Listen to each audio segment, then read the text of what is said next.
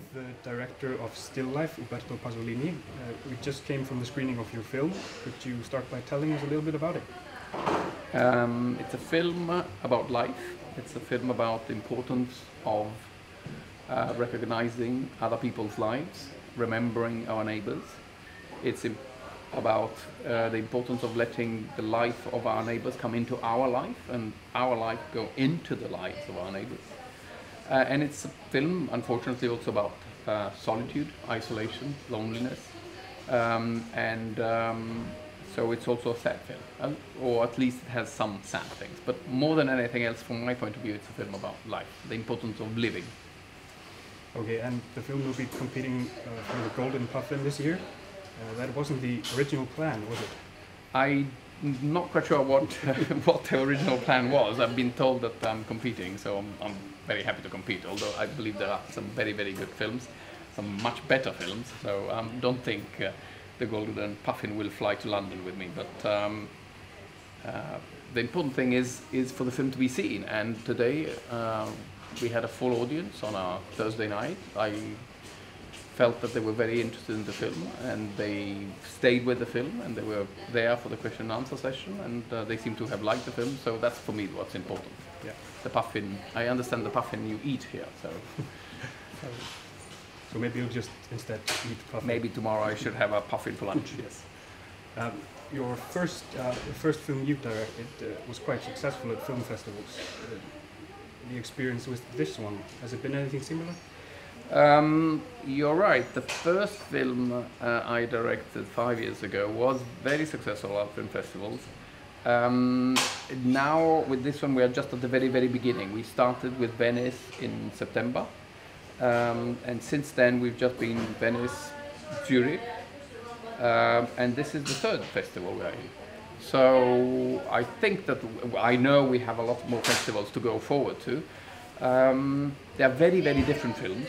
That one was a film in Sinhala, the Sri Lankan main language, and it was a funnier film, although it was also about very serious things. So I suspect that the life of the two films will be different. But I hope that, like the first film that we're talking about, called Machan, this one will also have a good life at festivals and also outside of festivals. We have distributors all over Europe that will take the film out to public that have not seen it or will not have a chance to see it at festivals, and we'll see how it does. It's not an obviously commercial film, clearly, but it's a film that seems to touch people, and when films touch people, then sometimes people go see them and tell their friends to go see them, so that's satisfying. How did you decide on the subject of Still Life? I read an article in a newspaper in England, in London where I live, about the work that people like the central character of the film have, the kind of job they do, which is basically to try and find the families of people who have died alone. And when they don't, which is the majority of the cases, they have to organize the funerals of these people. And because of the number of cases like this, and because of the nature of the job, very often even the people who organize the funerals don't go to the funerals. And so there are thousands and thousands of funerals every year in England and in all the Western world where there's nobody present. And I feel that is a very, very significant notion about our Western society. I don't know about other societies. I've traveled a lot around the world, but it's the Western world I know best. And I think it's a very sad thing to say about the Western world that so many people end their lives alone. On the other hand, it's also good to know that in our Western society you still have some people, like the central characters in our film, who does this kind of job with an enormous dedication and understanding of the importance of people's lives. So there's something sad about the background, not the film necessarily, but the background to the film, but there is something also very positive about it. Okay, and you have been a producer for a very long time and only recently started directing. What is the reason behind that, the start? This small change. It's not really a change, actually. I used the word incorrectly. It's simply that in the last few years I have become aware of two different situations, two different stories that became very close to me, very interesting to me, and so I became the main researcher or the only researcher, and then the research became writing, and so I ended up writing the script. And once the script was written, I just felt I was the best person to make that script into the film that would be as close as possible to what I imagined. Now, of course, there could have been much more talented directors, someone else much more talented in the directing that would have made maybe a better film. In fact, certainly a better film, but not the film I wanted to make. So I decided to do the whole thing. Okay.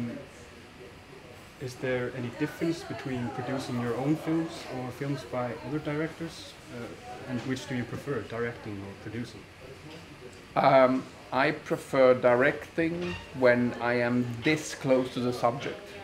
But again, I've done it only twice. And I prefer producing when I'm working on something that I know I wouldn't be able to direct as well as the material needs to be directed.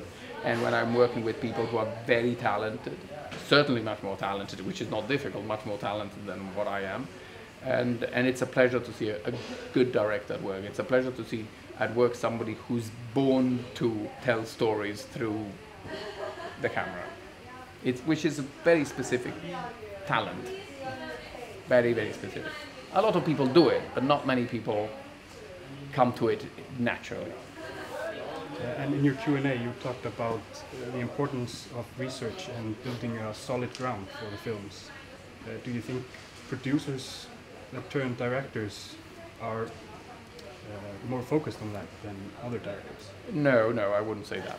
I'm sure that first of all, writers, which sometimes are also directors, but not necessarily, always the best writers, always do an enormous amount of research before they write anything. And secondly, I think the majority of people, even those people who might not be as talented as other people, want to be prepared when they arrive on the set, when they talk to the actors. And so they do their research. I think my experience is that on the whole, there's been exceptions, but on the whole, writers are prepared and directors are prepared, and everybody does a great deal and takes their job very, very seriously. So I don't think producers are necessarily better researching than anybody else. Now that you are here in Reykjavik, are you going to see any films at the festival, or are you going to go sightseeing? I think I'll concentrate on sightseeing, because it's a very, very first time I come to Iceland, and it's fantastically beautiful. And I want to see a bit more of it before I disappear. I have to leave, unfortunately, in 24 hours. So tomorrow I'm going to spend it looking around, definitely. And what's next for you after this film? Are you working on directing or producing? I'm working on producing. At the moment, I'm trying to make something really, really, really silly. A very, very silly movie, which is a very, very difficult thing to do a silly movie well. It's very, very hard. Comedy is, I think, the hardest genre in cinema, and I'm still at the writing stage, and I will need a very good director, because comedy needs good directors, and there aren't many. You work a lot with dramatic mixed with comedy. Are you going to use that as well in the next film? I think there will be, in the next film, will be mainly comedy and almost no drama. But you're right. When I do work as a producer or as a producer, director, writer, whatever, in drama, I try to put in as much comedy, not so much in this one, but certainly in the one before, as possible. I think that the reality is that life is, even in dramatic situations, life is full of comedy, and you just need to be careful and to pay attention, and you see it. It happens all around us all the time. You just need to have an eye and a ear and a sensibility, or a sensitivity rather, for it, and then try and find a way to put it in your stories, even if the stories are more dramatic than those that naturally would call for comedy. Okay, Ulrich, thank you so much for your time. And thank you have fun very in much. Iceland. Thank you very much. And I'll good do luck my with your best. film. Thank you. It's a great pleasure to be here. Yeah. Thank you. Thank you. And thank you.